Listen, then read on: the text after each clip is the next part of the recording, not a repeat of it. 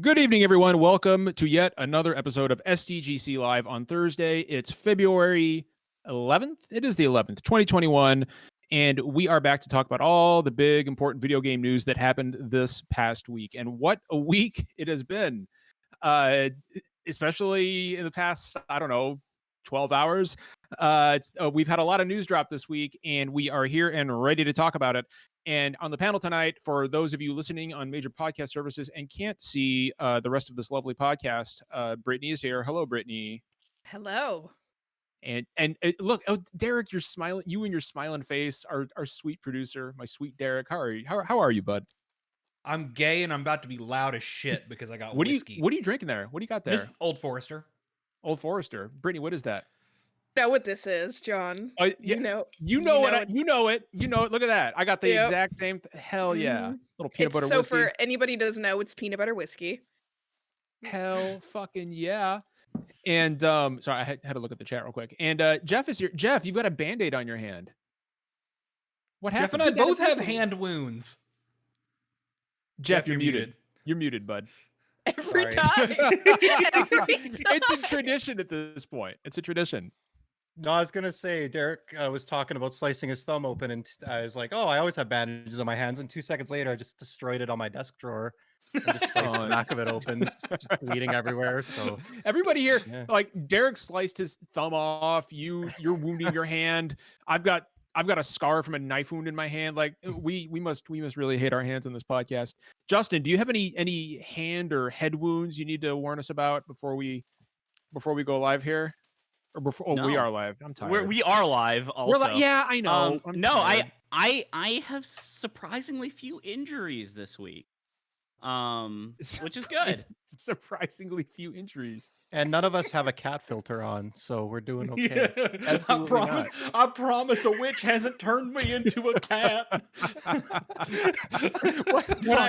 I should have done that for the episode. I should have had a Zeke one for every time Derek turns on his Kentucky Fried accent. I live a little bit inside. Derek, how did that go? I said, I swear a witch hasn't turned me into a cat. You sound like they turned me into a hornet toad. You sound like Delmar from Oh Brother Where Art Thou. That's exactly what the fuck I was gonna say. Oh, them sirens done loved him up and turned him into a horny toad. We have nothing to input, right? This is just the whole show. It's just exactly. God, I wish. I fucking. You know what? Wish. Let's drop our planned topic, and this is our episode now. God, I really trust me. Derek does voices for an hour and a half. The content warning stays though. When Derek starts doing voices, you absolutely need a. You may find this disturbing. We need a content warning for the voices. Warning. I only just started the whiskey too, y'all. Whenever Derek starts doing voices, the content warning is the following content may make you feel warm on the inside and wholesome. Did you just ooh? Yeah. Don't ever do that again. It just it makes me smile. It makes me smile. I've got a reputation to uphold, Derek. Yeah. I'm grumpy. All right, so do we want to go ahead and launch into our first topic of the night? I think so. So that's the thing. It's been rare for the last year and some change that we've had a meaty show with actual a lot of topics. We do have several topics to get to. I promise I don't want to spend the whole show on fucking war crimes, but we do want to talk about an announcement that happened earlier today. Do you all mind if I introduce the topic? Please. John, I know you have a lot to say about it. Please. And this might be the best opportunity I have to say something meaningful. Go ahead. Go ahead. So, earlier today, 6 Days in Fallujah was revealed, which is a game that famously was like vaporware from 15 years ago. I want to say it was 2004, 2005. It was first announced. It was 2000 it was announced in the mid 2000s. It was around when it was supposed to released. I believe it was smack in the middle of the Iraq War. Right. Is my recollection, and I don't remember us ever seeing actual screenshots or gameplay footage. but it was supposed to be that Konami was going to publish this game, and it was going to be this tactical third-person shooter with very strong, they said, like survival horror elements, and they were going to try to create this ultra-realistic depiction of what it was like to be on the ground in Fallujah, telling real stories, consulting with real soldiers about what they went through in Fallujah, and it was met with some controversy and like a conceptual point, and then the game was canceled before we ever saw anything of it. Fast forward to today, the game is out of nowhere, more than a decade since we last heard anything of it being canceled. Is revealed again. It is not being published by Konami anymore. It is on paper a different developer, but my understanding is it's the same lead guy behind it. I think when we did a little bit of it, I'm a little what was the unsure on that, guy's but name, I believe Tempty his or whatever. name was I'm not sure how you pronounce it. Tamped. Yeah, I'm gonna say but Tamped. He was the president of the original developer, so clearly some of the same people are behind this, even though it's no longer a Konami joint. But yeah, it and the only thing we really know for sure that's changed is that they've moved into a first person perspective. It was going to be tactical third person. It's moved into a first person, and we got this trailer today. And you know, as with anything that has anything to do with the Iraq War or the, you know, U.S. military industrial complex, that gets a little capital D discourse-y, a little spicy. John, you were / are a Marine. I apologize if I don't have the exact terminology down. Whatever. I know you're not hardcore about it. Some people are, and I know that's a little different for the Marines compared to most branches of the armed forces. You served in the Middle East a lot, and you've also been very vocally anti-war and imperialist in terms of the US's. You know, you learned a lot coming out the other side of being in the armed forces and re-entering civilian life. And I know this is a very, very personal subject for you. So, John, what do you think was your main concern? What is your main concern about this game? What? Yeah, just okay. hit me, so John, sorry to cut in, John. I just want to remind us. I was gonna. I was before gonna you start. Yeah. Okay. Yeah. No. I haven't forgotten. I was gonna say actually. Sorry, Jeff. I didn't mean to steal your thunder there. So over the course of this discussion, I will be getting into things that I have seen in Iraq of a gruesome and gory nature in order to kind of drive home the points that I'm making. So if the grim reality of you know, human death and suffering is at all bothersome to you, please feel free to tap out for the first part of this podcast. We're not going to, you know, please. We want you to take care of yourself and provide as much self-care as you possibly can. Just throwing that out there. Give everybody a warning. So I want to start this off by reading a quick article from Eurogamer to kind of set the table here about 6 Days in Fallujah. So this was by Wesley Yin Poole, who's the deputy editor of Eurogamer, and I'm going to read it here. 6 Days in Fallujah has reemerged 11 years after Konami ditched it. The Iraq War game, which is set during 2004's Second Battle of Fallujah, I was there, was dropped by Konami in April 2009 due to the amount of negative feedback received. After seeing the reaction to the video game in the United States and hearing opinions sent through phone calls and email, we decided several days ago not to sell it, a Konami spokesperson said at the time. Now, this was back in 2009. Developer Atomic Games has been collaborating with real U.S. soldiers to authentically retell the Iraq Battle of Fallujah from an American perspective. Unsurprisingly, the PC, PlayStation 3, and Xbox 360 shooter soon came under fire from the mainstream press. Even real-life SAS hardman Andy McNabb got involved. SAS is the British Special Forces. A statement from the developer stated, we had intended to convey the reality of the battles to players so that they could feel what it was like to be there. We're going to get back to that. Now, 11 years later, 6 Days in Fallujah is back as a tactical military shooter based on the real-world events in development by former Halo and Destiny makers. I'm going to skip through some of the article here. In the announcement was included a quote from former Marine Sergeant Eddie Garcia, who was wounded during the Battle of Fallujah and proposed the original idea for 6 Days in Fallujah in 2005. Sometimes the only way to understand what's true is to experience reality for yourself. War is filled with uncertainty and tough choices that can't be understood by watching someone on a TV or movie screen make those choices for you. Video games can help all of us understand real-world events in ways other media can't. The note to press stresses that the developers are working with frontline Marines and soldiers who fought in the Battle for Fallujah, with over 100 Marines, soldiers, and Iraqi civilians who were present sharing their stories, photos, and recordings. The game will include original documentary interview footage. Here's a bullish quote from Tamped, perhaps in anticipation of questions over why this game needs to be made. It's hard to understand what combat is actually like through fake people doing fake things in fake places. This generation showed sacrifice and courage in Iraq, as remarkable as any in history. And now they're offering the rest of us a new way to understand one of the most important events of our century. It's time to challenge outdated stereotypes about what video games can be. Okay, so right off the bat, we were never supposed to fucking be there. Yeah. I think any discussion of Iraq that doesn't include the fact that we were there based on lies, we had no right to be there, is incomplete. So when you want to educate, so I've heard the sentiment today a lot about 6 Days in Fallujah. We have to educate gamers and people who want to play the game about what it was like to be there. Well then, you know what? Open a fucking book. Go to Wikipedia. Talk to veterans who have been there. There are numerous ways to teach people about Operation Iraqi Freedom without making a fucking video game about it.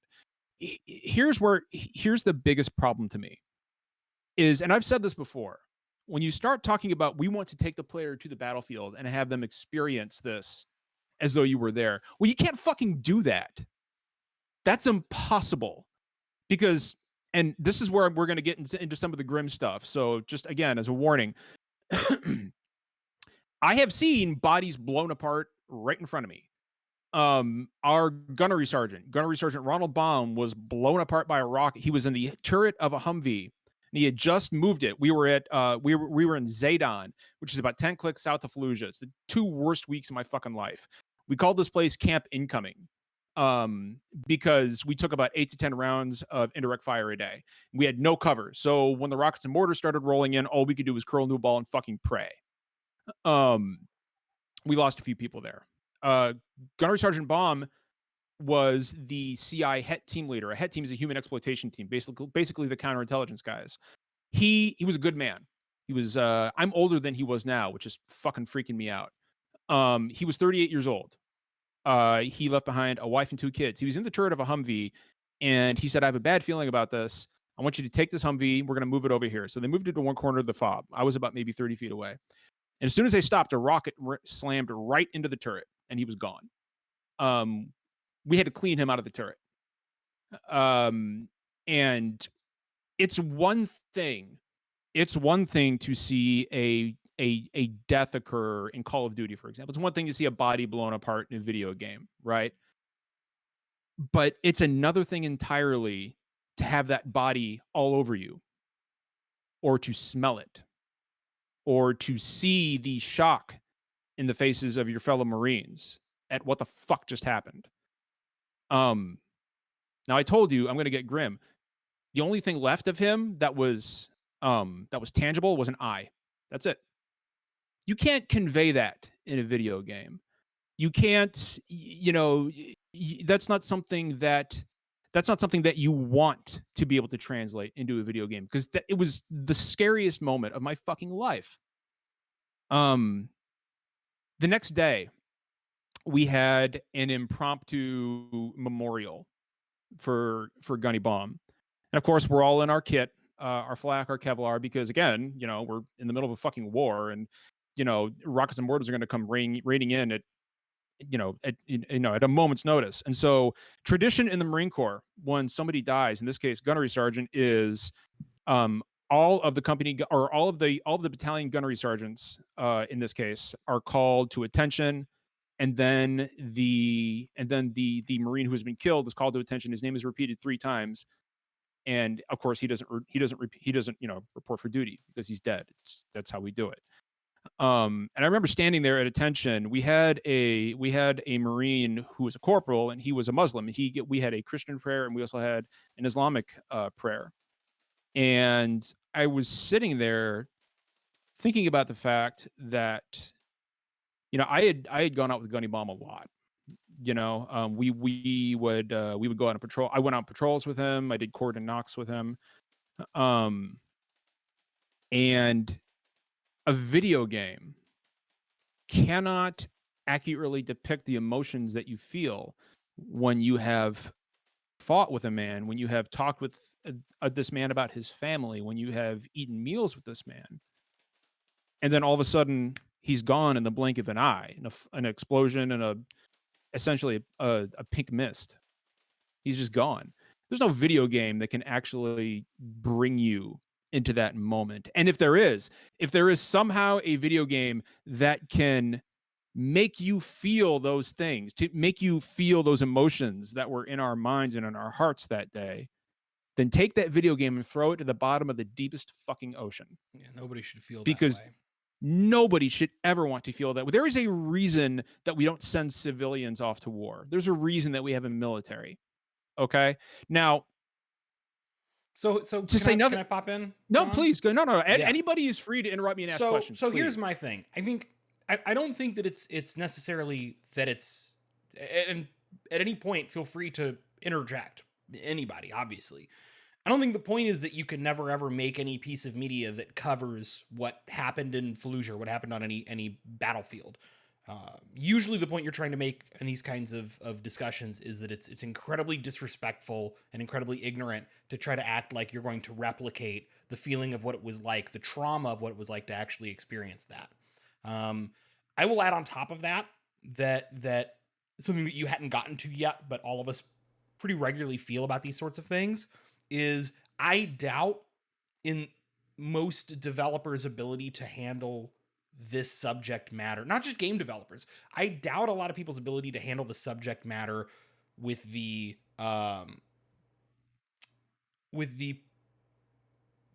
pain that it deserves and with the skepticism that it deserves.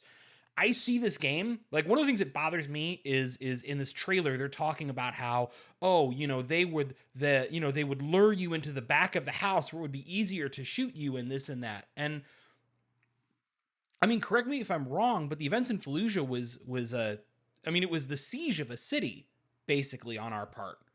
And I think about what would happen if I had the military roll into Louisville, right here in Kentucky, and then had a foreign power drop in and try to move into Louisville, Russia, China, whatever country you think is scary, whatever, I try not to think in that simplistic a term, but let's just say Russian forces, whatever, start rolling into Louisville. And you think that people aren't going to fight back against the foreign power that's storming their city, regardless of how critical they are of their own government, of their own military? Like, portraying this in a survival horror situation for the Marines also feels kind of dehumanizing to the people of Iraq. And I know, John, you've talked a lot about the people of Iraq and like a lot of the interpreters and a lot of the civilians and how much their suffering gets overlooked. So in discussions. And that's kind of the next thing I wanted to touch on is, this mentions Iraqi civilians and something from their perspective. We have yet to apologize to Iraqi civilians for what we did to them. We went there illegally. We occupied their country, and we asked them to fight for us. We asked them to be interpreters for us.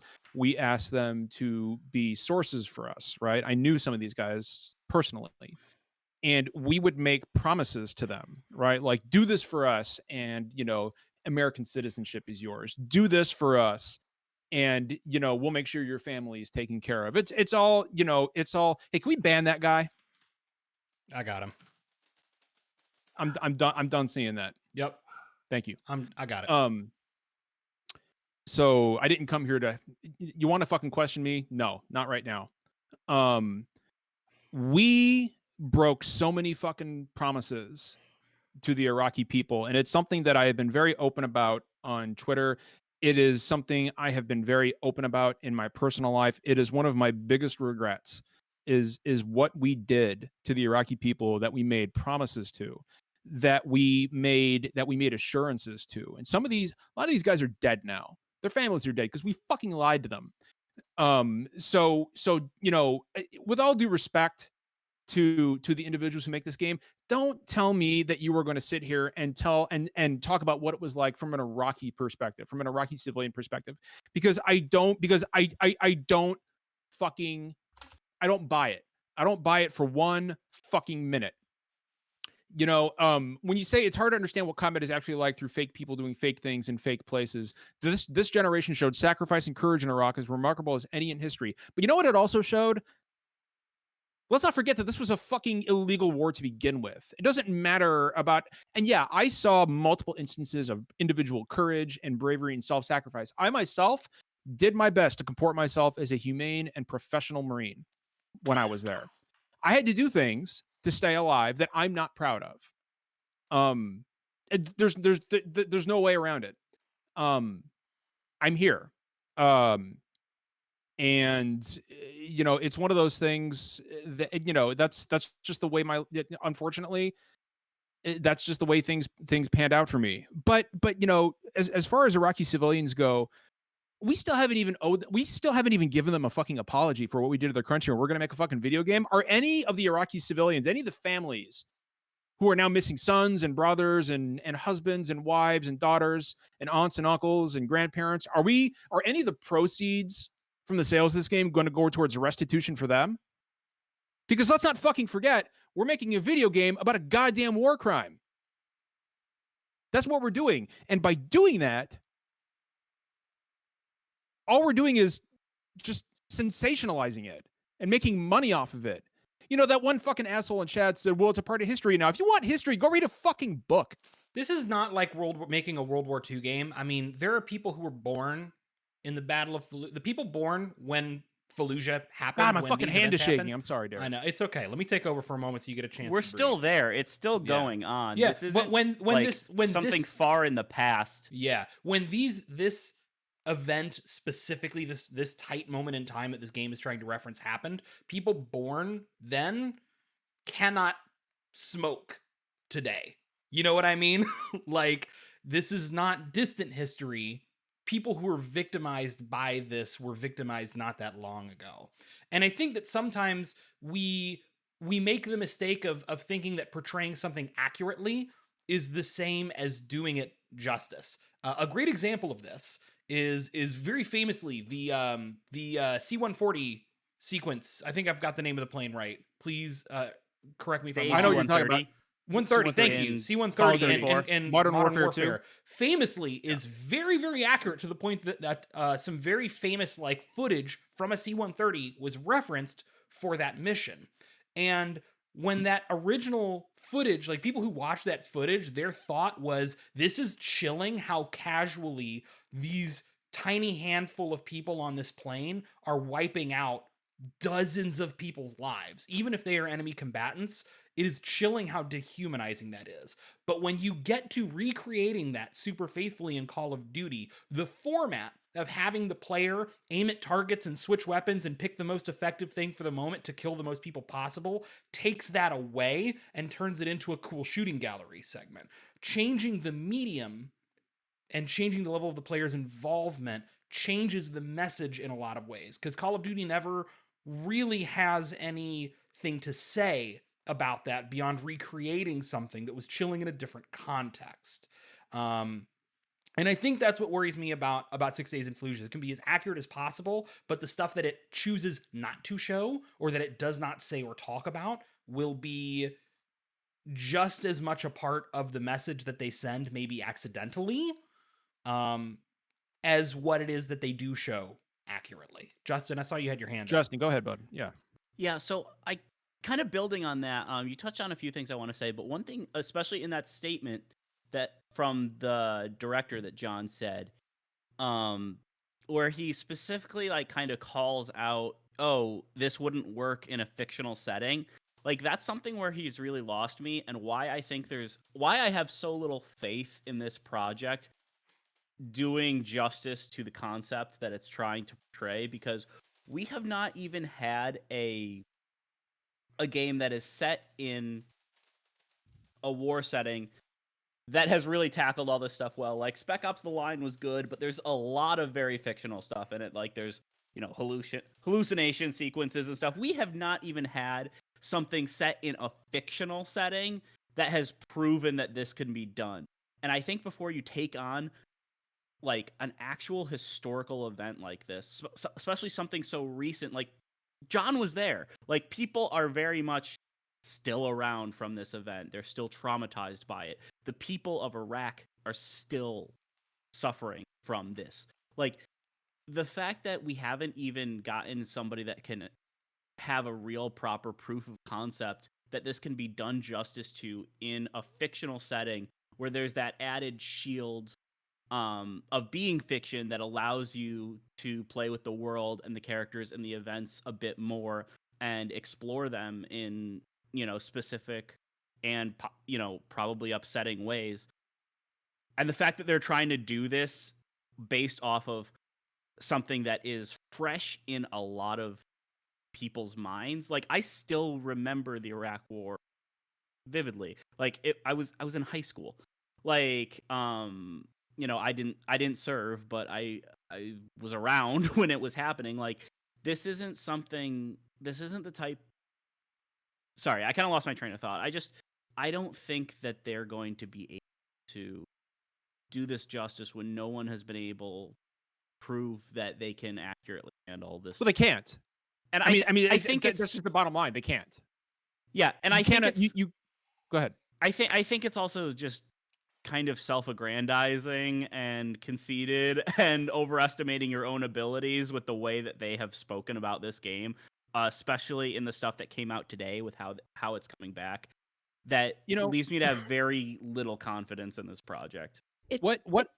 It's just shitty to make money off of something that's shitty to begin with, right? Yeah. Yeah. Fuck yeah, it is. And so the sentiment I've been seeing. No, Jeff, go ahead. No, that's okay. No, the only thing I was gonna say is, just taking all this in. Obviously, I have no experience with any of this stuff. I think I agree with everything you guys said, and I think I'm not against trying to make a game about the experiences of war, but this isn't the kind of game, and that's not the type of approach I think that should take. First of all, don't claim that it will be representative of being there, because like you said, it never could. What I'd like to see if they ever do try to do something like this is it doesn't need to be like a third person shooter. I think maybe we've had some of these types of games before, but I would be down if you actually brought in a team of 5 or 10 veterans, had them collaborate with you on writing it, and made it like a point and click type thing, or more of an emotional try to convey that experience without trying to be a war simulator, because you try to go the simulation aspect, which is what this is trying to attack. You're never going to recreate that. Like you said, you're never going to convey that experience. But that doesn't mean that we can't get we can't really respect the people who went through the things that you went through, and we can't have their stories told. We can, but just don't pretend you're going to sit down and play this 5-hour video game and pretend you fought in Iraq, because you didn't. That's right. That's what I think. So here's the thing. I have seen this sentiment over and over and over today, and it fucking frustrates the shit out of me. Is that and of course I had the usual shithead send me DMs. Well, how dare you try to take away my realistic experience? I just want to be there. I just want to be, I want to experience that. Now, I remember when I wrote an article for IGN about white phosphorus, and people said, well, John, it's just a video game. It's just a video game. Why fuck around? Those same people are now, well, we need a realistic war experience. We need to look, pick one. You can't have fucking both. Okay. And if you want the experience of going to war, which you fucking don't, trust me, if you've never been near one, but if you do, if you really want one, go enlist in the fucking military. Okay. Don't count on a fucking video game to give you that. Because it insults me, it insults it insults everybody who was over there. It insults the fucking Iraqi civilians who died, who should be alive right now. Okay, if you're gonna make a fucking video game, make a video game from the perspective of an Iraqi civilian who's watching his country fall apart because an invading force occupied it, which is exactly what we did. Yeah, That's what we did. The power dynamic here is so heavily skewed against, I mean, in the narrative, we have heard enough stories about the US military and about soldiers in Iraq, and what Westerners, what Americans and like Western Europeans do not see enough of is the perspective of people who actually had to deal with that. Like I said, imagine if a foreign power airdropped into your hometown. Like, again, you know me, I'm incredibly critical of the US government, regardless of who's in power. I'm super against the US imperialist war machine. But if a foreign power airdropped into Louisville, like, those people would be in my home. And that's the position so many of these supposed enemy and that's why, again, that line about they draw you further back into the house to trap you in there, it's like, in a lot of those cases where that happened, that's the people who lived in that house. Those aren't soldiers. Those are people who lived in that house who were doing what they had to protect themselves. So let's talk about that for a minute, Derek, because I watched the trailer today. And there was a line, you know, the black flag of Al Qaeda. Okay, let's talk about that. Let's talk about who the enemy in Iraq was.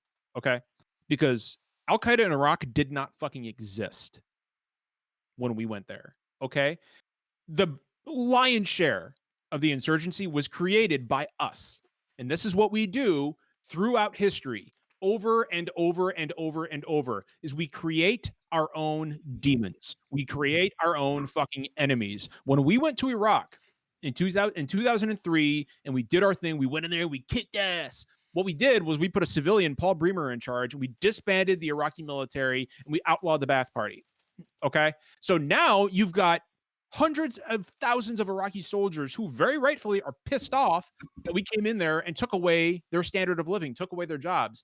They joined the insurgency. That is where the insurgency came from. Now, terrorist organizations did come in from other countries to take advantage of the situation, but we created the fucking situation in the first place and handed groups like Al Qaeda a major fucking propaganda victory because they've been saying for years and years and years after bin Laden released the fatwa in 1998.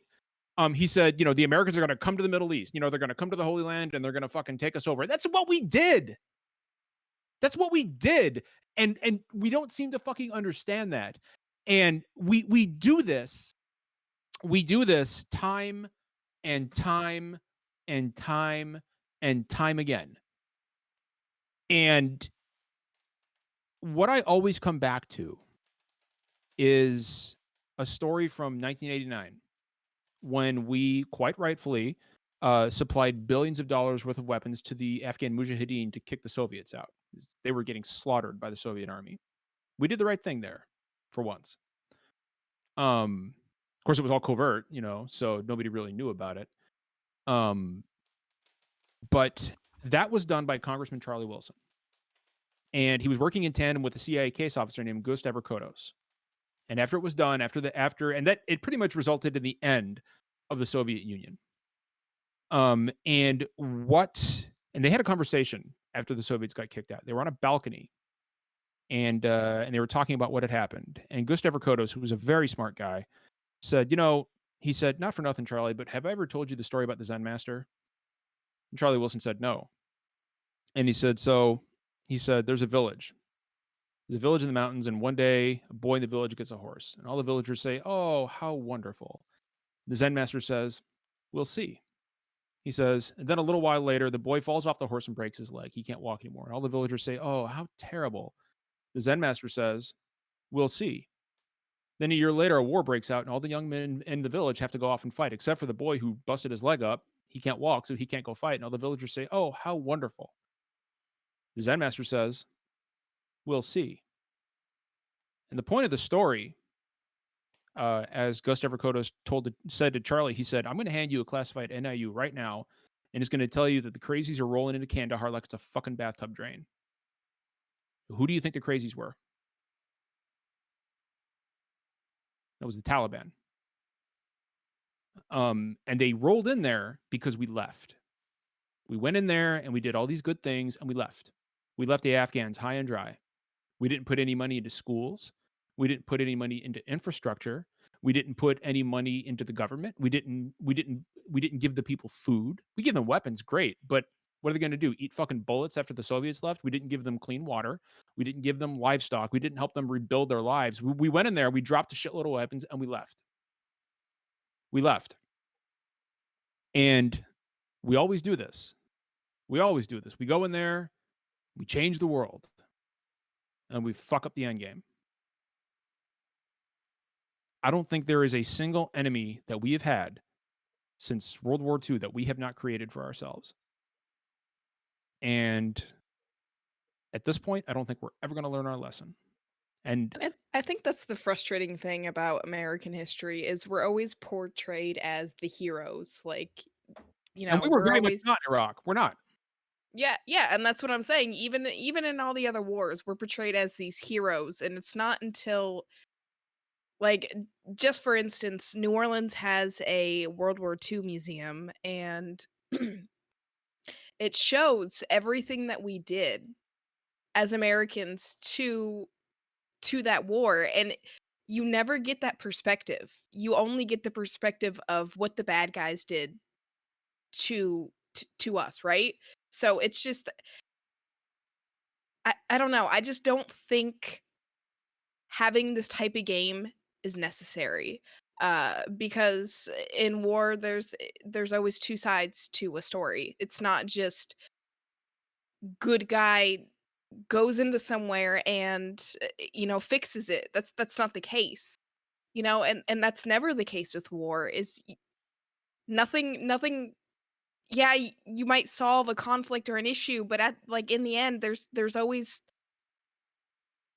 something that's not complete. There's always loose ends and ties, which is basically what you've been saying. And it's just frustrating because when you go to school or when you read about stuff, we're always just these valiant winners who just kicked ass, and you don't hear about the other side. You don't hear about the other people. That's such a great. Can I take this one, John? No, please. That's so good, and it's so cool that you bring up World War II, because I think World War II is a lot of people do have this, like, what they think is a very good knowledge of World War II, based on what we're taught repeatedly over and over through elementary, middle, high school in the United States. And the funny thing is that it's so wrong. Like our stereotypes about the French, about the French surrendering, are bullshit based on World War II, based on France surrendering to Nazi Germany, that don't pay any homage to the work that the French resistance did from within France-occupied Germany. We don't talk about the fact that Russia bore the brunt of the casualties, from fighting against the Nazis, and that Russia basically defeated the Nazis. It wasn't us. And we also don't talk about stuff like Japanese internment and thank you. Like we're constantly talk about the nuking of Hiroshima and Nagasaki as being like, oh, it ended up saving more lives than it took, when that was something I remember being taught in school, and the reality is not really. And that's something that, there's still trauma in that nation to this day because of that. Absolutely, 100%. So, we talk about, and I'll just make this as a quick aside. We talk about World War II as being the greatest generation, right? But the reality is that Nazi POWs had more civil rights in America than black GIs. Black GIs had to give up their seats for white Nazi officers. Adolf Hitler got his ideas from the United States on how we treated our minorities. I mean, that's just a fact. That's a fact. So anybody who calls that the greatest generation can fucking kiss my ass. And I also just want to point out that the Nazis were in the fucking Mississippi River. It wasn't like they were across the fucking continent. They were here. And I think that's one of the main... the Nazis were in the White House. There was so much rampant anti-Semitism in America prior to World War II that they deliberately, when we went to war, they deliberately did not mention what was happening. And America didn't want to go to war. Just pointing that out. Nobody wanted to go to war. Nobody wanted to do it. We and only then did we it did it, because and then we take pride in it, we know? only Like, did it that's because we what's got fucked up. attacked. That's the only reason we joined. Exactly. It's interesting hearing you guys like say all this stuff they didn't tell you, just from like an outside perspective, because like we definitely learned all that. So it's just kind of a, I guess, like Yeah. a combination of the U.S. propaganda machine, even within the education system. Like we had Like, a whole semester about Japanese internment camps. Yeah. Here, Jeff, and like, Jeff, I'm curious. Like, there's still stuff in the U.S. that like is taught differently about the Civil War. Like, there are places in the South that refer to the Civil War as the act of northern aggression, and it like the curriculum is built a lot around the perspective of the Confederacy, and that which like as someone I live very far up north in an area that was heavily populated by people that came from the other underground railroad and stuff, so we learn about that stuff, but it's all like in the US a lot of education is both shaped by the government building up the idea of the US as well as like making your local area seem um great and like being rich with local history, which is why there's so much resistance with like removing Confederate monuments and stuff, is because people think it's their local history being removed instead of something to be embarrassed by.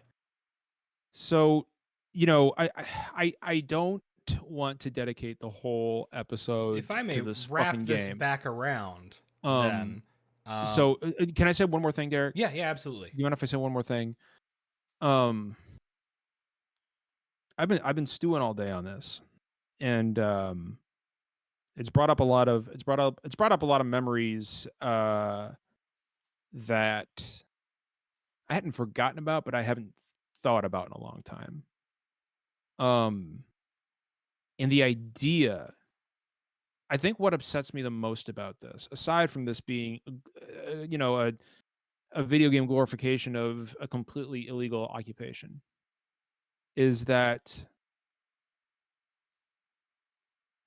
to be so brazen to say that our piece of electronic media can transport you to the battlefield and help you feel what those soldiers felt, what those Marines felt, what those Iraqi civilians felt, is hubris on a level that I cannot comprehend. That fucking asshole in chat earlier who said, oh, well, isn't it disrespecting the wishes of the Marine who wanted the game to be made? I'm allowed to disagree with him. And I do disagree. I don't know the guy, but I disagree with him. Well, like so much troop worship in the United States, it's really only about worshiping the troops as long as it's continuing to push the warfare that you want to see. Right. Mm-hmm.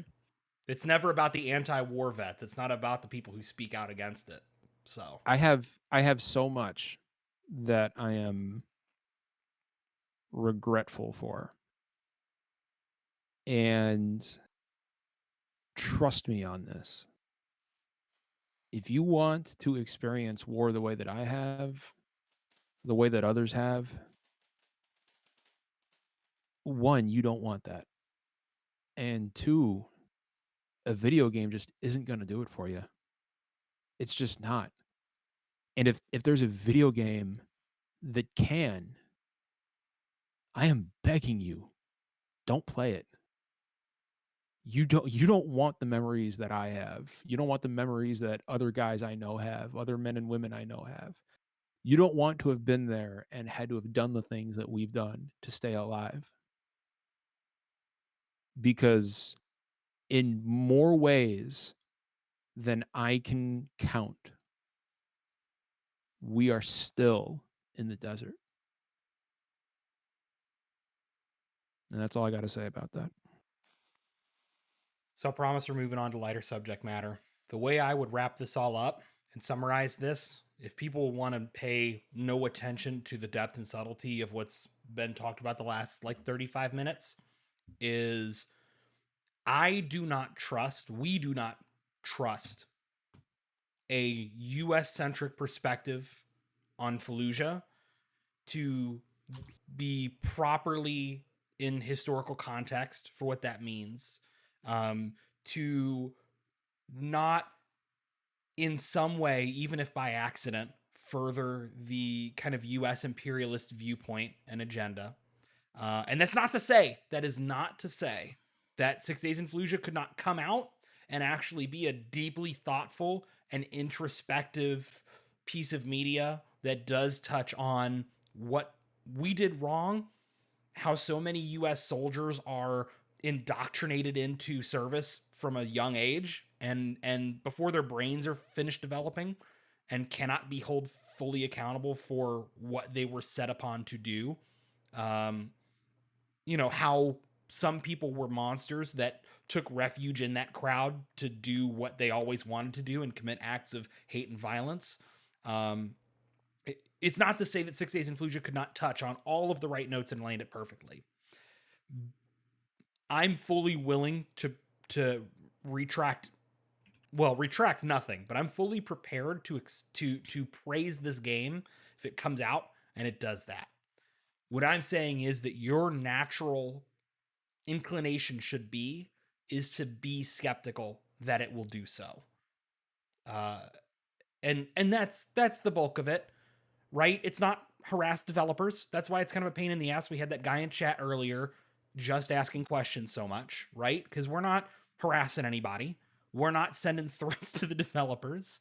Nobody should, but I think you should be skeptical of this game. Absolutely. Have an open mind. I think you should be skeptical of it. I think you should be willing and emotionally mature enough to question the U.S. imperialist agenda and to recognize where we fucked up and to recognize that this, like almost any other piece of media about the Iraq War, is probably not going to get it right. And if that's too hard for you to do, then I apologize for you. You have some soul searching to do. But also be prepared to be wrong. Always be prepared to be wrong if it comes out and it does right. I'm ready for it. I don't think it'll do it.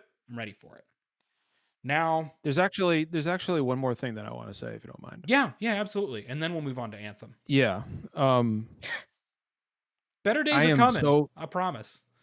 I'm so fucking concerned that this is going to be used as some kind of fucking recruitment vehicle for the United States military. Well, we know that that the military is involved, like the CIA, and you read more than I did. I don't have it internalized, but what tips me off is the fact that in all the official press releases, soldiers capitalized. That's what the DoD does. Nobody else does that. The DoD does that. They've been trying to get people to do it for years and years, and people just won't do it. So I am certain that the DoD has a hand in this. And using video games as a recruitment tool, excuse me, would not be a first for them. I mean, you got America's Army and all those games. You've got the esports team. You want to know a fun story about the American esports team? Is that it's fun. I listened to a conversation from several of them who were on the same flight as me, who were flying into PAX East last year, our last PAX. And they were there for U.S. Army esports, and they had to compete. And multiple of them were complaining that they'd never played the games they were there to compete in. They're just nameless faces sent to fill out a roster so that the U.S. Army can be a part of that stuff. It doesn't even matter. They're not even there for the competition of the sport. Their players don't practice. Half of them don't practice. They also don't get their winnings. Yeah. The winnings, if they happen to win, that goes straight to the U.S. government and the military. It's fun. It's fun topic. So yeah. Look, this has been dark as shit. I think we have given it its proper. If you guys don't mind, I'm gonna dip out for the rest of the. Okay. You do what you got to do, bud. John, thank you Before you so much. go, I just want to make sure that you know that we love you and that your experiences are real and we value them and you're heard and you're just you're loved, dude. It means a lot that you're willing to come on and talk about this sort of thing, because so often the wrong people try to use veterans as their shield for certain types of criticisms. And to hear you speak so raw and passionately and in depth about your experiences and how it changed you, it really is something that's very meaningful, and it takes a lot of courage and it takes a lot of strength. So thank you so much for joining us. I want you to We're see lucky that to have love. you. See Take that care love of in yourself. chat. Hear that love here. We love you. Know that I'm going to bring up Chat Final loves Fantasy you. for you in the next segment. I love you So- guys too. I'm not in a place to talk about like Final Fantasy right now. So. Yeah, that's okay. I got your back. That's all right. I'll We're be here the for shill. you. I'm here for it. We all got this. We love you, Yep. big dude. We love you, Alright. dude. Bye, guys. Mwah. Are we actually talking about Final Fantasy?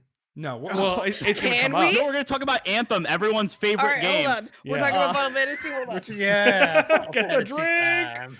Okay, guys. Okay. Now, I say this is going to be a fun topic. I just mean in that we're not talking about fucking war anymore, and U.S. imperialism. So, this seemed like it would be a fun subject for us to talk about because we haven't hit it in a while. Jason Schreier, however the fuck you pronounce. I've talked to him on the phone and I don't remember how to say his fucking name. I He's think told it's me. Schreier. Can we hear about that story? No, you cannot. You cannot hear about that story. But I think I know that story. you may. I don't know. Anyway, the point is, Jason told the internet at large, not us specifically, that this. Well, apparently he was- told you on the phone, Derek. No. This was a couple years ago. But that this is a make or break week for Anthem. This is apparently the week. Basically, EA is coming to a final decision on: do we double down on and save Anthem, or do we pull the plug entirely, call it a complete loss? It's weird. I kind of thought they'd already called it a complete loss. I haven't thought about Anthem in a hot minute. So That's fair. Yeah. Just kind of what I have heard from a few people that I've spoken to is the team that has been working on Anthem has they're not doing very many live updates or anything to the current game. They basically have been working for the past year and a half Is the essentially Christmas stuff on, still up well, that might be from 2 years ago? 2019. from 2 years ago. So 2019, it's not even 2020. basically- Christmas. basically they've been working on like Anthem Next, which is essentially supposed to be like A Realm Reborn, or basically every single live service game has had an expansion that got it back on track, and essentially they have decided to work on that heads down. We don't know much about what they're doing, what their plans are, but they've been working on it for a while. And so this is the week where EA is going to decide if that BioWare team is going to continue working on this and if it will actually make it to release, or if they're just going to completely cut their losses.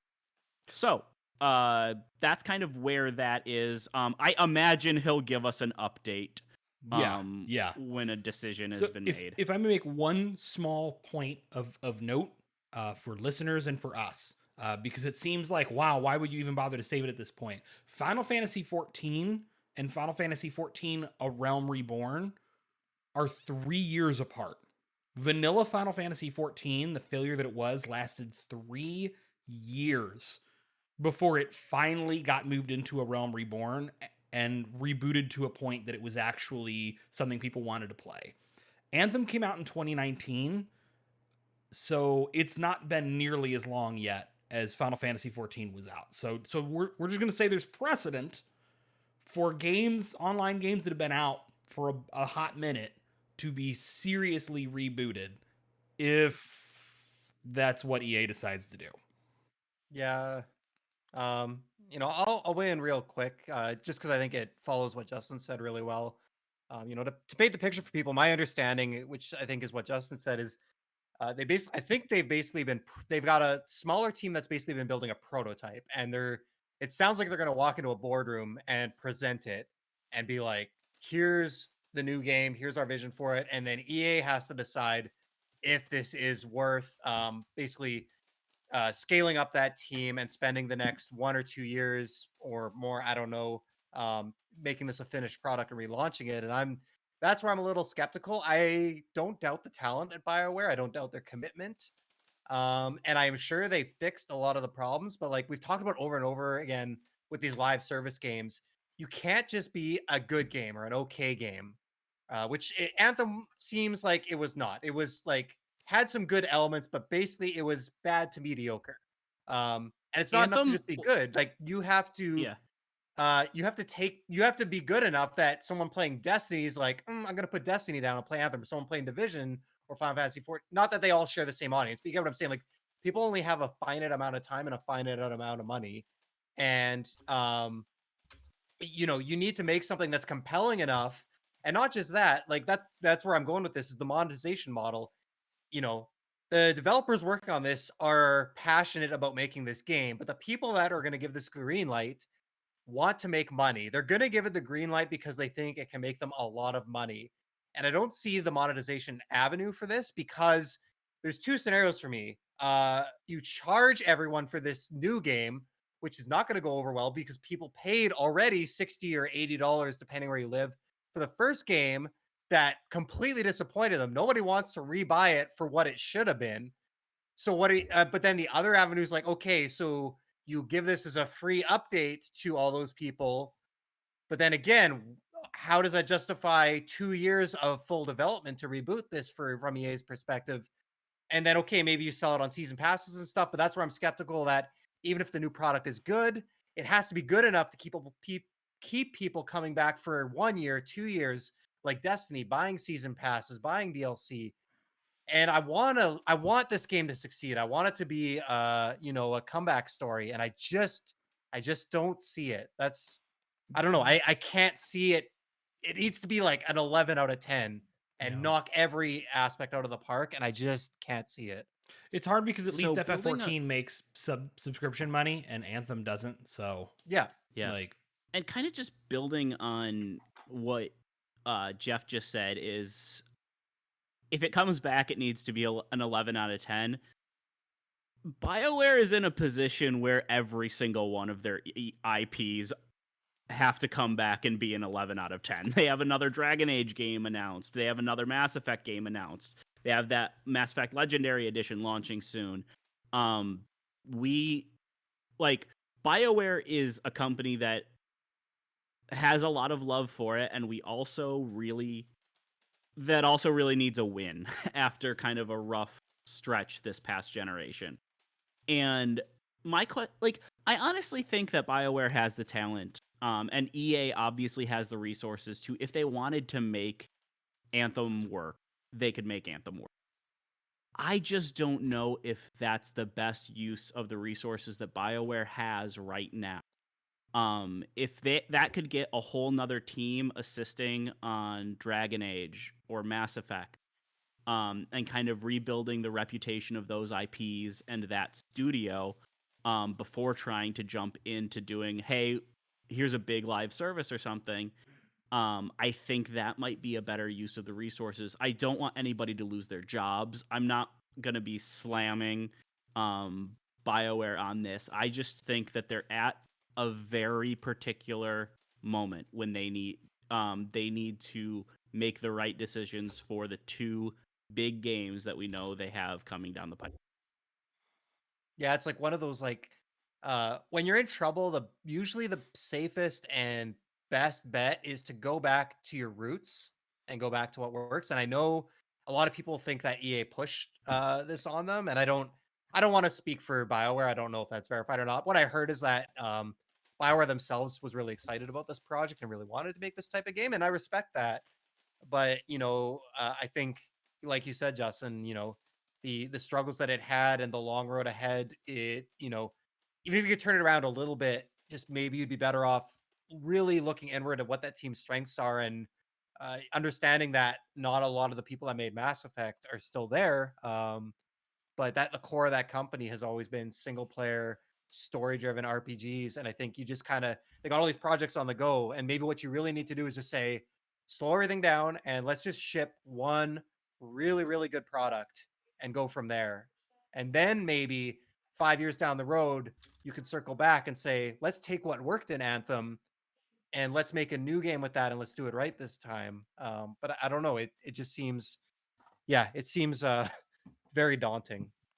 So I think one of the things that I know that I brought up Final Fantasy 14, but I want to bring up a major distinction between the situation. I just love that we're still talking about Final Fantasy. I know, Thank but you. but I think it's worth it. A major distinction between what BioWare is going through versus what Square Enix is going through. Okay, Square Enix is a publisher. Can you name offhand the team that worked on Final Fantasy XIV and A Realm Reborn? You know about Yoshi P. 3, but that's not fair. Okay, that's not fair That's because not you might fair be because obsessed. me and Right. Britt just recorded a podcast. Most people could not. BioWare is a developer. It's BioWare, not EA, right? And BioWare, when Anthem came out, was on the bad end of a string of rough releases for them.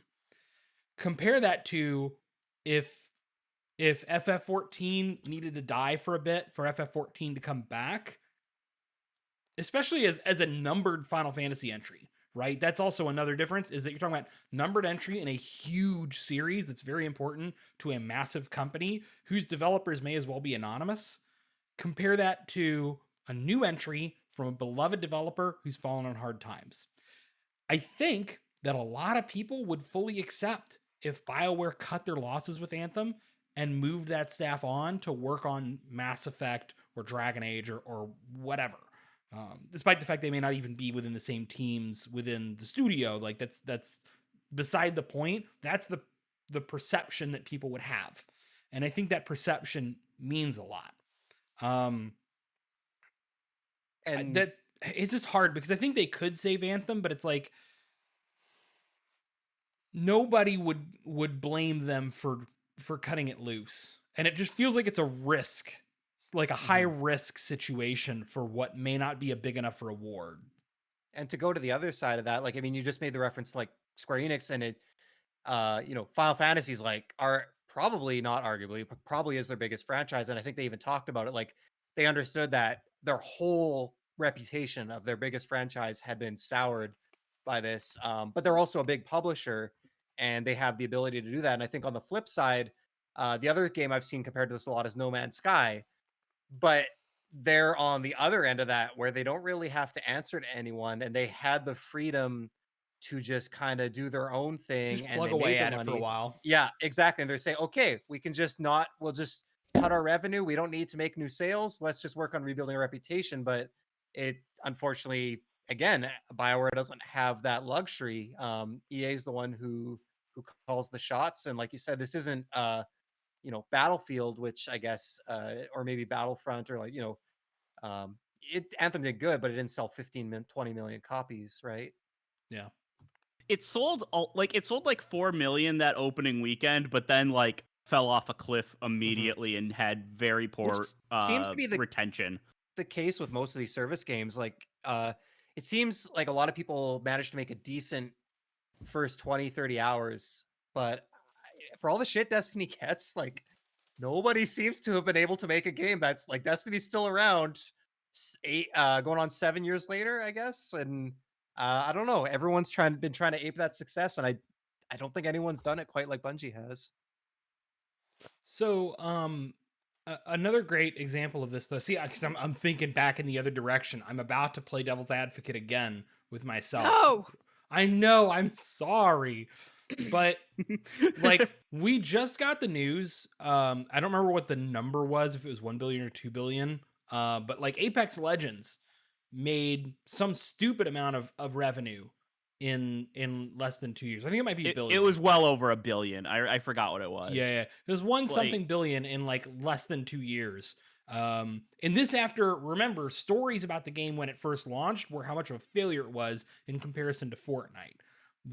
And this is under EA's umbrella, a live service game that they put the money into sustainably. Because remember that Apex Legends Respawn was very hardcore about no crunch on this title. And it has grown over time, and it is a free game, and it has made all of that money back and then some. So, I mean, Anthem, if it transitioned to the right free-to-play model, maybe could, but I mean, as you pointed out, Jeff, it can't come back and be good. It's got to come back and be exceptional. Apex Legends is exceptional.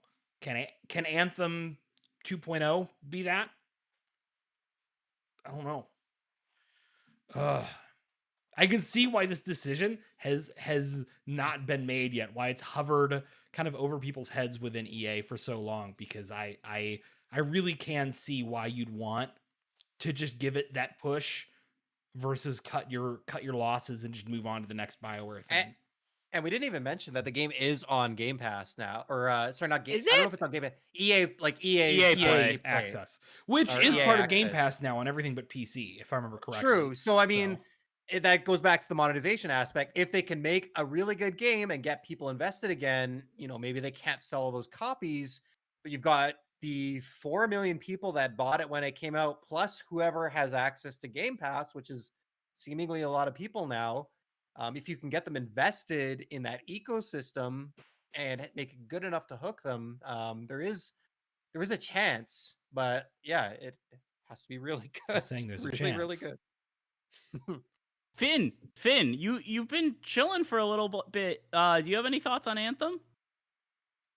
Fuck Anthem. No, okay. That's Finn, it. That's Finn's one you contribution have a to pun tonight. about Anthem. We will allow you one. I was going to one discuss pun. how 14 was the standard bearer for fixing a failed game, and Derek took it before I could because he's a I'm jerk sorry, bud. Well, I mean, Rainbow Six Siege. You can talk about Rainbow Six Siege. That's He didn't give a another fuck one. about Rainbow Six Siege. There's lots of big games that have reinvented themselves, but I just don't think EA has what it takes to let BioWare do it.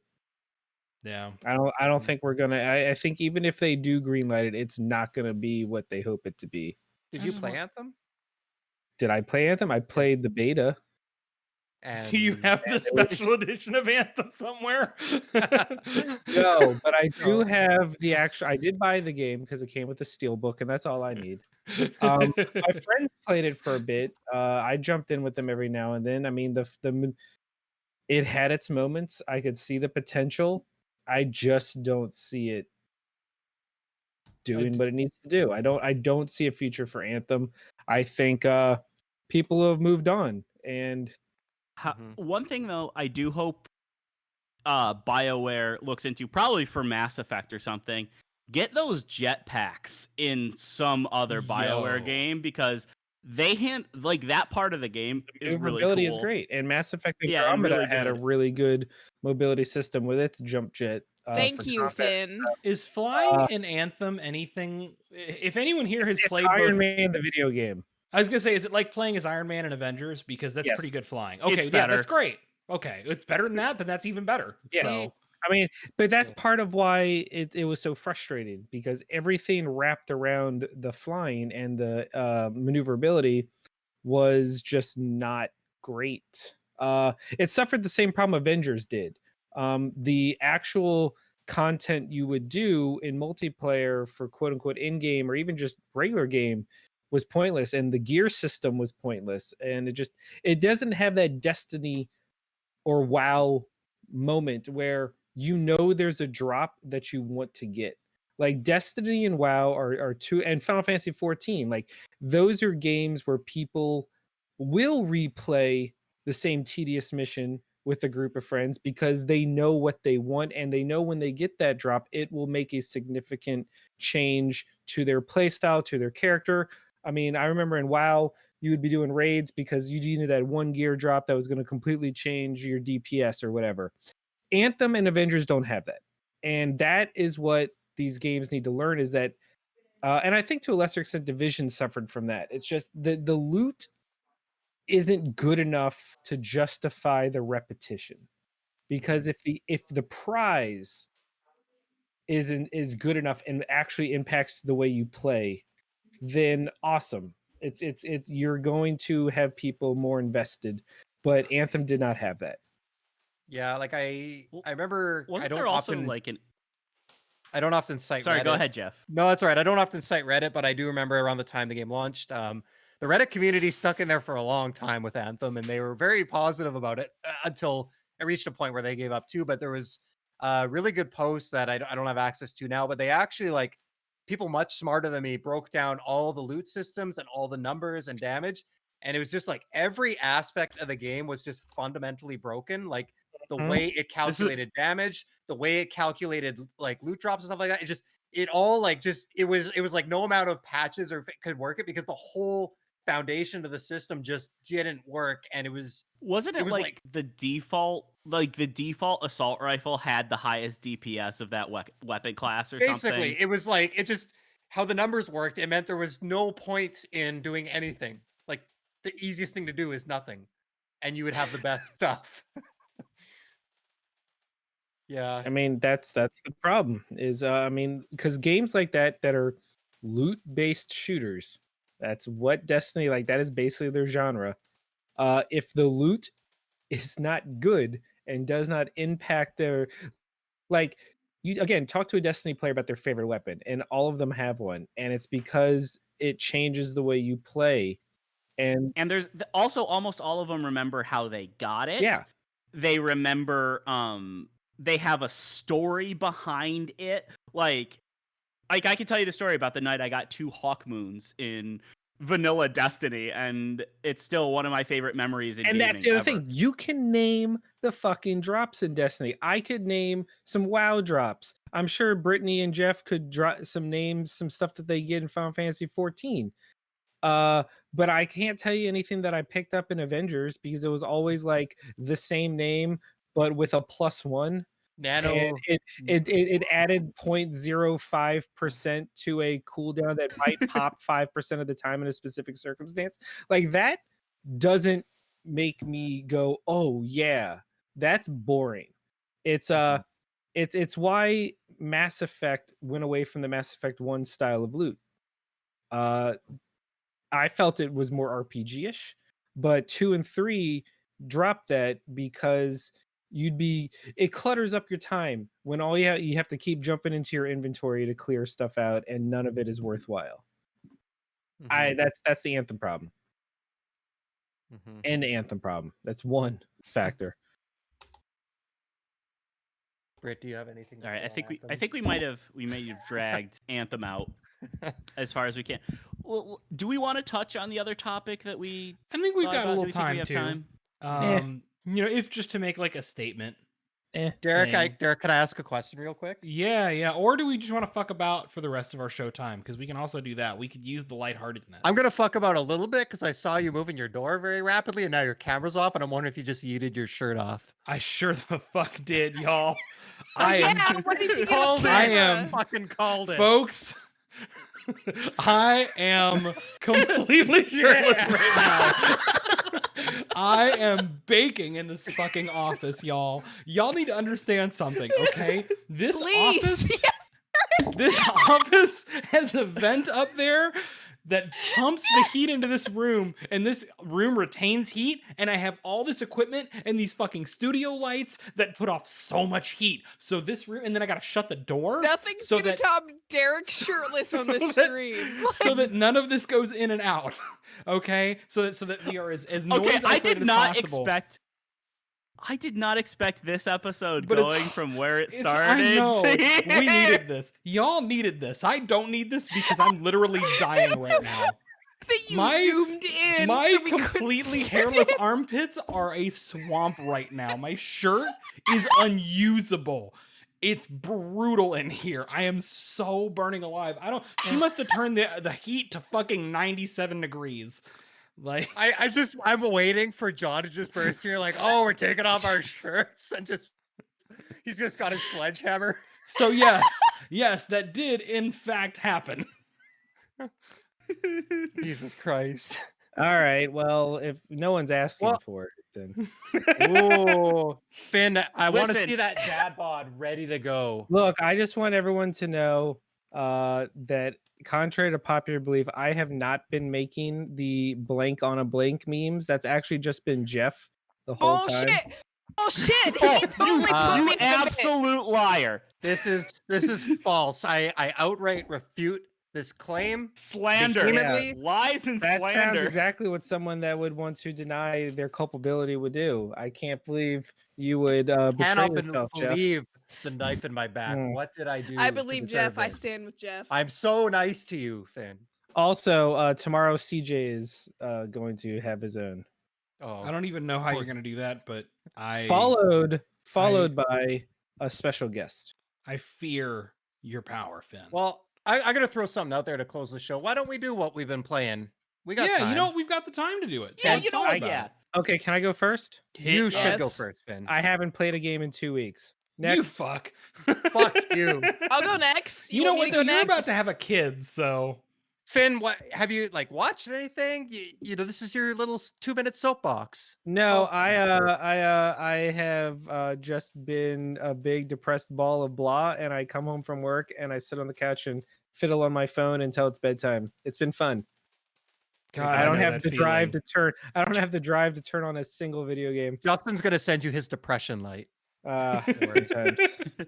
It doesn't work Say that well. I do have to say that it does not work that well. Uh-oh. Okay. Well, I guess the cat's not hanging around. Oh, I've downloaded an app that lets you join raids in Pokemon Go remotely, so now I don't even have to leave the house to do stuff. Well, that's That's probably the safest way to do it Really? right now, huh? Is that a thing? Link it to me. It's awesome because I never have people in my city to play with anymore because I moved, and now I can play raids all around the world since you can remote invite people. And I'm just like, finally, I can get all the legendaries I never got. Hell yeah! I like your zoom in, Derek. Thank Good you. stuff. Thank you. Oh, man. This is like an advertisement for whatever skincare that Derek uses. Yeah, not right now because I'm breaking out a little bit, but you know. But anyway, Britt, what have you been playing? Oh, Derek. Say something other than being depressed on your couch like Finn. I've been playing World of Warcraft, and that's what we need to sum it up to. That's all I've been doing. How's that going? It's okay. So if I tell you guys what I've been doing in WoW, can you not make fun of me? I make No. no promises. We'll give you like a 1-day reprieve. Just know that I spent a Well- decade hardcore playing WoW, so I probably will know. Mm-mm. No, I've been role playing in WoW. Fuck yeah! hell yes. Respect Really? it. Yeah. Why not? You're too That's pretty cool. face. So anyway, that's what I've been doing. I've been after I do all my shit at home, I hop on WoW and I've been role playing, and it's been like the most zen fucking shit for me. I don't know why. Have you? So, what is it like to actually role play as someone cool?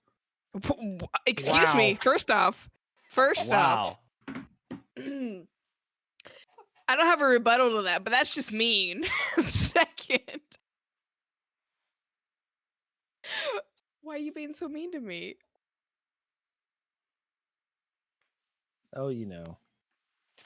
I'm trying to think of what I've even been playing, other than the stuff that I've been playing on stream, which already is not what I normally do because of my fucked up thumb. I will be playing God of War at some That's point. a good choice. That's a good choice. That's a good choice. Speaking yeah. of that, that's actually what I've been playing. So, yeah, so I booted it up last week because there was that PS5 update that lets you run it 4K 60, and I haven't stopped playing it since then. My plan was to, also go back and check out Control, because I hadn't replayed Control from the beginning, but God of War has just kind of sucked me up because sucked me up. Both of I those got kind of could sucked apply into to it. me. Just fair. Mm-hmm. Because nothing else really kind of scratches the itch that game does. Like, there's no Mm-mm. real big action adventure games like that anymore. It kind Let of me is. let me ask you a it's question mixed real with- quick. Did you just start a brand new game, or were you able to load up a new save? I mean, I started a brand new game. You can download your old saves if you want. Does I the just game have opted like not New to do, Game Plus? Can you keep all your upgrades and stuff like yes. that? Well, that's one of the reasons that this patch was so good, because if you played the unpatched version, you could play it at 4K 60, but there was a lot of bug fixes, and New Game Plus and the photo mode were all added after launch. So if you wanted to play the 4K 60 version, you couldn't use any of those things, but now photo mode, New Game Plus and stuff you can use, at the max resolution and frame rate and stuff, which is it's really, really good. It's a really good way to play the game. And it looks really great. I'm sorry. I'm trying to keep a straight face while Derek is just going wild. For our Everybody that audio listens to the listeners- recording, Our poor of audio this is- listeners. Yeah, there's the Derek's camera is zoomed in to like 400%. Can't see it. And we got a You're real buff. good view. This is the only option. If I want to have a camera, this is the only way we can not get banned right now. What have I been playing? Fuck. This is the 4th week in a row I'm gonna talk. I'm just on a big Final Fantasy kick, and I'm sorry. Yes, Final I'm Fantasy so 10. sorry because I give John so much shit for it, but I was playing Final Fantasy 15, and then I got past the good part of that game, so I swapped out to a good Final Fantasy game and hopped on to 10. And now with the the expansion announcement for 14, I'm playing a lot of 14 again. Just grinding a whole bunch of raids to get some good glamour gear and stuff like that. And I got to finish up a whole bunch of raids because I haven't played the latest patch content yet, but yeah, it feels, I don't know, it feels good to be back. That's just like a game that's just really cozy, I guess. Like I love just walking around, just running around that world, listening to the music, seeing all the different regions and stuff. It's really cool. Like someone who didn't play the game from the start and only got into it a couple years ago, actually being like present and active for the announcement of a big expansion and stuff like that. You guys will, if anyone wants to listen, we'll have a pre-recorded segment on the 14 expansion going up soon where we talk about it more in depth. But yeah, it's really cool to be a part of like kind of I don't play multiplayer really much, so like being part of a live online service game where like things are changing and new things are happening and new things are coming and you're like there in the thick of it it's really exciting. So I don't know, it's a new experience for me and I'm enjoying it. That's all I got. I've burned through a couple games recently. Let me think. I've been playing some Monster Train, which has been fun, interesting, good time killer. Very kind of reminds me of like Slave Aspire, which everyone says it would, so that shouldn't have come as a surprise to me.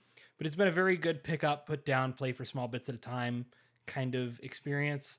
And then I started up BattleTech today, which I owned the season pass and had never played a single second of.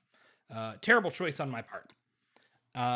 It's a good game. The first 2 missions are weirdly difficult compared to what comes after it, but once you get past those first 2 missions, it's surprisingly much more leveled difficulty. So it's fun. It's very like XCOM but giant robots in a lot of ways.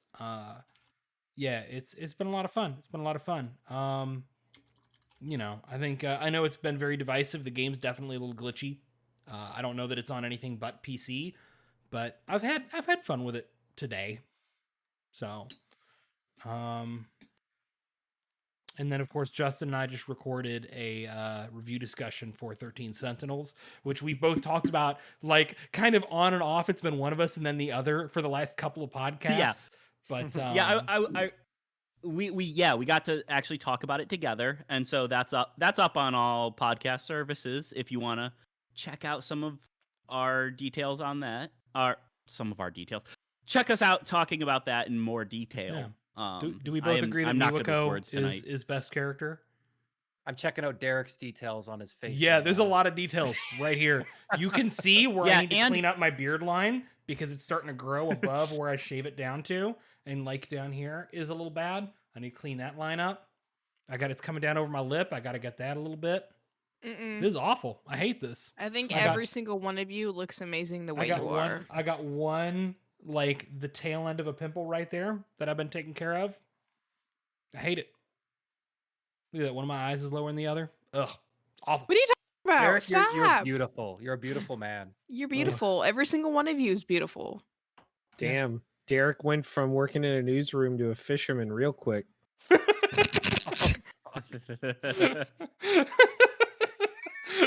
Finn, I fucking love you, man. You know that? Y'all, has anyone else not gone yet? Everyone gone? I think that was all of us. Cool. I want to talk about something just for these last few minutes. I haven't been able to make a couple shows out of the last couple. And that's made me realize it's not often that I can't be on SDGC. And this has kind of made me realize. Oh yes. Real quick, if you're Yeah. gonna do something serious, you gotta unzoom your face. Okay, I can only unzoom it so much.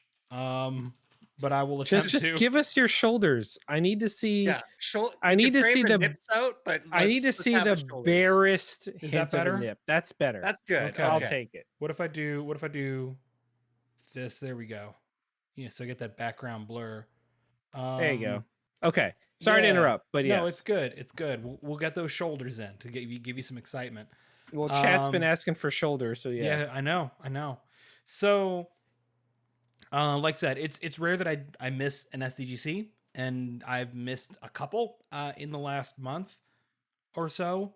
And it's made me realize like how much I rely on this right now for good times, period, like socialization. We're coming up on in a couple weeks here. Most of us will have spent an entire year in self quarantine, and that's hard because I have my fiance and I have 2 dogs and I have coworkers, and that's about it. And that's not really healthy to deal with when it comes to your socialization. I definitely catch myself having entire conversations with my dogs where I'm both sides of the conversation. That's not good. That's not exactly a good thing to be doing. This means a lot.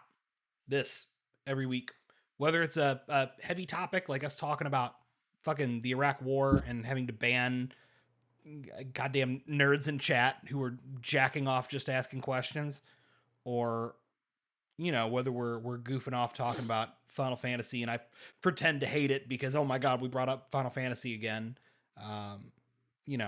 This means a lot. You all mean a lot to me.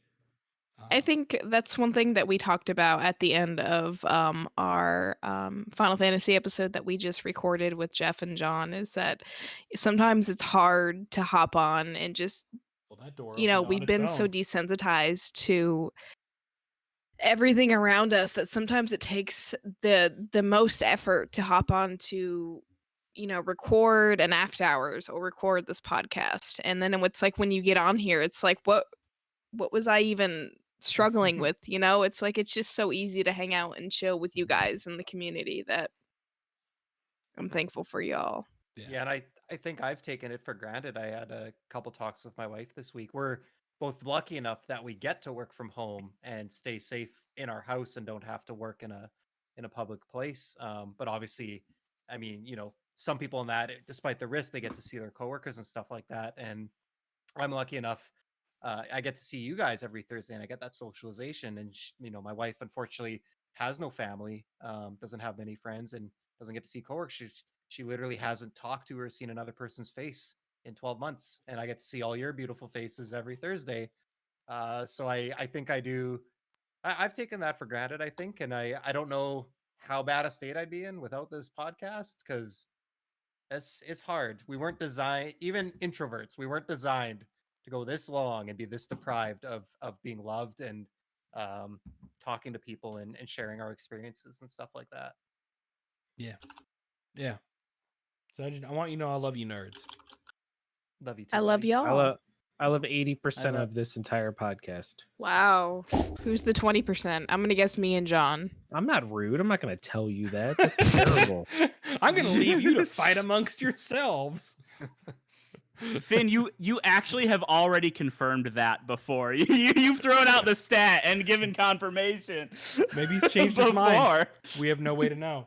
Oh, Yeah. my neighbors! I just realized I left my window open, so like 3 of my neighbors can absolutely look in and see my nipples right now. Now, That's I fine. might love 80% of the podcast, but I love 100% of our community. They are the That's best. fair. That's fair. I love 98% We have of a our very community, good community. and And the the other 2%, 2% is Bronson. you know who you fucking are. You know what you did. Yeah. All right. I ain't forget what you did. And by the way, Baby Watch has begun. Baby Watch has Baby begun. Watch. Baby Watch Saki- 2021. Finn Saki is gonna have a Watch. baby. Caitlin just came back from the OB, and they're like, I'm not gonna say the technical stuff, but It's now just a waiting game. Technical It could stuff ha- is baby. So It would you could say ha- that it the could baby happen has? this. Would you say the baby has gone gold, and we're just I waiting to see when it would, arrives yes, to retailers? but actual gold, not cyberpunk gold. Okay, thank you. Anna's gonna come out like it was I made. would like a that first party. baby. Look, Yeah. Anna is a first party Nintendo game, not a third party EA game. Okay, Oof. there is Oof. no day one patch needed. We launched the baby without tangibility. It's clipping through the floor. Shit. We lost it. It's we're very excited. So happy for you, man. I cannot tell you how excited I was when I realized that she's gonna, instead of birthdays, she's gonna have anniversaries. And I was so excited. I was like, I gotta tweet this, and I did, and I felt so good. I was like, oh, how has no one come up with that before? They probably have, but I never saw it, and therefore I came up with it, and I'm It's the Finna very baby. proud of that. Yeah. Dude, you're gonna adorable. get that's a dad joke that you're gonna get so much mileage out Oh of. man, Like every year, you'll be able to cannot use It's gonna be that wait. one. brutal. Also, all my friends are like, "Oh, I saw Ratchet and Clank got announced for June. Too bad you're not going to play it." I'm like, "You think 3-month-old Anna's not going to sit on my lap and look at the pretty colors? Yeah, exactly. Okay. Ratchet and Clank going to happen. It's When like I had- showing a Disney movie to a baby. It's fine." When I first got Athena at 8 weeks old, puppy, not a human baby, but same problem, right? I could not sleep because she would not let me. I started putting on BBC nature documentaries, and she loved it. And I could sleep on the couch while she watched Planet Earth. Yep, It was amazing. all I'm folks. saying is Ratchet and Clank going to happen. Yeah. All right. Game of the year So, 2021. But Finn, is Balan Wonderworld gonna happen in March? We have to wait and see what the final game is like. It's true. The That's true. demo did not inspire confidence, but we shall see. I refuse to go overly hard on a game published by a company that sponsors us. But it's not even that. It's, Yeah, I know, mean, I know. we're It's just- we're you know never going to us. be the people. We're not We're not going assholes. to be We're not swayed by cynical. that. We're not But we're cynical also dicks who. we're not going to shit on stuff to shit on it anyway. That's not how we roll. That's not our way. That's not our way.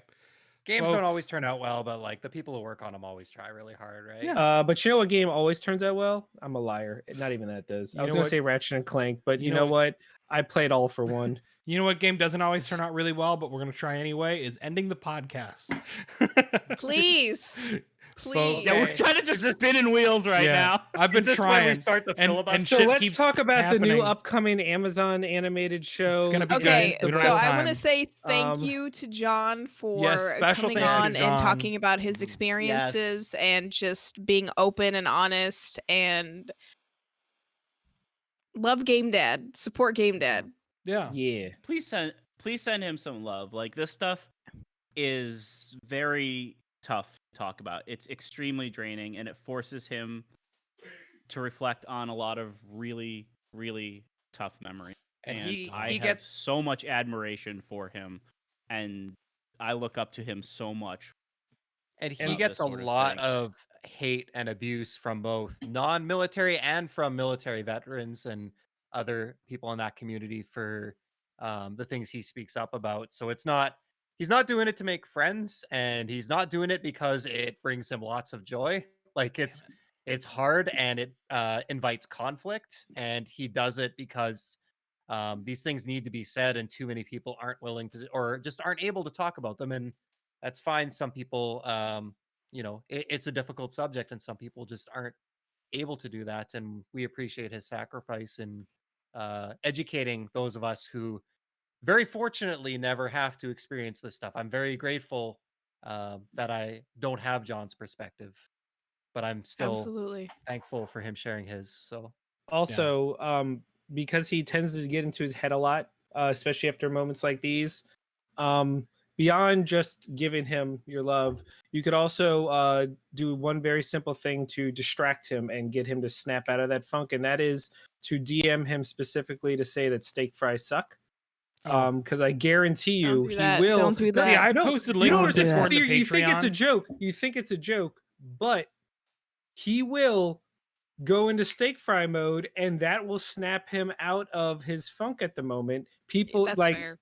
It's true. That if there's one thing that he will jump to passionately defend, it's steak fries, and it's a very inoffensive like way to instigate him. So I'm just saying, feel free to steak fry Or send up. him.